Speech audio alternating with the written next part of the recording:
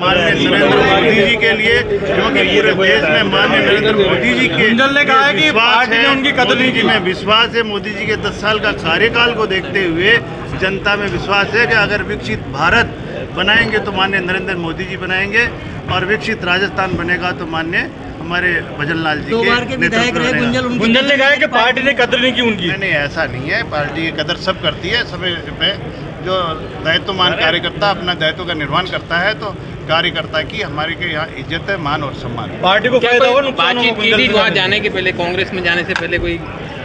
नहीं, ऐसा कुछ नहीं है। समझाइश के प्रयास कुछ हुए हैं? भारतीय जनता पार्टी हमारे सब कार्यकर्ताओं की पार्टी है, और कार्यकर्ता एक दूसरे न छोटा और न बड़ा सब मिलकर काम करते हैं। बहुत बहुत बन सके। कितना फर्क पड़ता है आपको बीजेपी पार्टी से जाने से? देखिए, कोई फर्क नहीं पड़ता।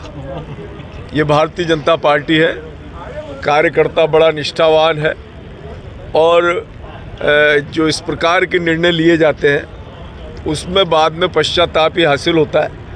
और इस कोटा बूंदी की लोकसभा की सीट की बात करें तो ये कोटा बूंदी भारतीय जनता पार्टी का गढ़ है। यहाँ से कोई कांग्रेस का कार्यकर्ता चुनाव लड़ना नहीं चाहता।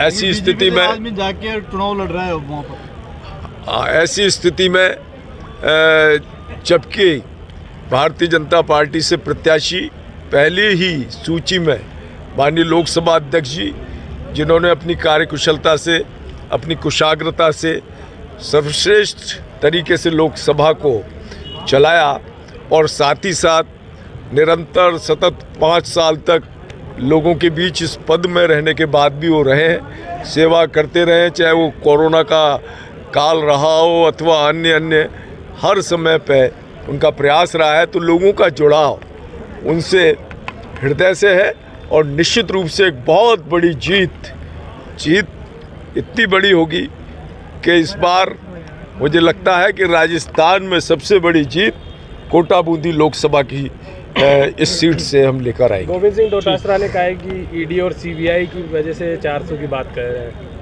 देंगे, उसके लिए हम बैठ के भी बातचीत करेंगे। सर, यहाँ पर अपन कार्यकर्ताओं को इकट्ठा करके जोश भरने की बात कर रहे हैं, उधर एक आपके वरिष्ठ नेता बीजेपी के प्रहलाद गुंजल जी कांग्रेस में चले, क्या कहना चाहिए सर?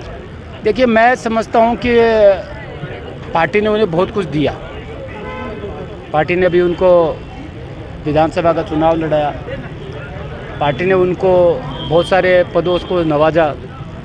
समय समय पे आने पर पार्टी ने हर समय उनकी मदद में खड़ी रही, और अभी वो डूबते हुए जहाज में खुद जाके बैठे हैं। तो मुझे नहीं लगता कि बहुत कुछ, क्योंकि कांग्रेस के पास कोई उम्मीदवार है नहीं, उनको लगा होगा कि शायद इस बहाने से मैं कांग्रेस में ज्वाइन करता हूं तो शायद मैं कांग्रेस की टिकट पे यहाँ लोकसभा का चुनाव लड़ सकता है, ऐसा सोचा होगा उन्होंने मन में। मुझे पता नहीं कांग्रेस उनको टिकट देगी या नहीं देगी। अब कोई भी आदमी अपना भविष्य खुद तय करता, पॉलिटिक्स में उसको कैसे जाना है और किस प्रकार से जाना है। मुझे नहीं लगता कि जिस सोच और विश्वास के साथ वो गए हैं वो बहुत दिनों तक कांग्रेस में रह पाएंगे, ऐसा मुझे लगता नहीं है। पार्टी को कितना नुकसान होगा इस चुनाव में? देखिए, मुझे नहीं लगता कोई नुकसान होगा, फायदा होगा, क्योंकि फायदा होगा। देखिए, मैं ये कहना चाहूँगा, फ़ायदा नुकसान राजनीति में चलता रहता है। किसी का मन है, किसी का मोदी के परिवार के साथ रहने का मन है, तो हमको स्वागत कर रहे हैं।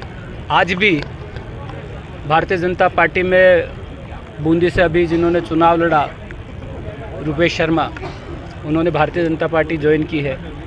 पिछले विधानसभा चुनाव में उन्होंने 40,000 से ज़्यादा वोट लिए। उन्होंने मोदी जी में आस्था व्यक्त की है। तो मुझे लगता है कि भारतीय जनता पार्टी एक विशाल परिवार है, जो मोदी जी की नीतियों में, जो भारतीय जनता पार्टी की नीतियों में विश्वास व्यक्त करता है, ऐसे सब लोगों का हम स्वागत करेंगे। आने वाले समय में देखिए कितने कांग्रेसी और भारतीय जनता पार्टी ज्वाइन करते हैं। ठीक है।